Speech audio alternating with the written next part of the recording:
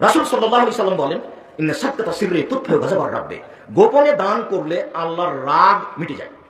আপনি চুরি করেছেন, জেনা করেছেন, আপনার উপর আল্লাহ ক্ষেপে আছেন, মরলেই জাহান্নাম। তো আপনি দান করলেন, তখন এটা মিটে গেল, ওটা শেষ।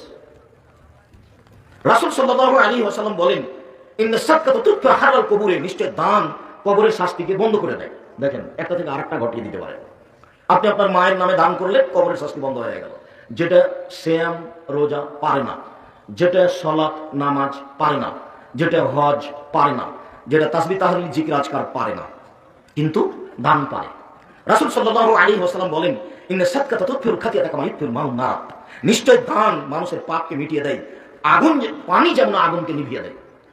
এইভাবেই রাসূল সাল্লাল্লাহু আলাইহি ওয়াসাল্লাম বলেন। আমি একজন অনুবাদক, 1450 বছর পূর্বে রাসূল সাল্লাল্লাহু আলাইহি সাল্লাম এভাবে বলেছেন, ওইটা আমি আপনাকে বাংলা করে দেখাচ্ছি। তিনি বলেছেন, আস-সাদকাতু বুরহান, দান হলো দলিল। এই জমি আমার, প্রমাণ এই যে দলিল। এই বাড়ি আমার, প্রমাণ এই যে দলিল। জান্নাত আমি পাবো, প্রমাণ এই যে দলিল।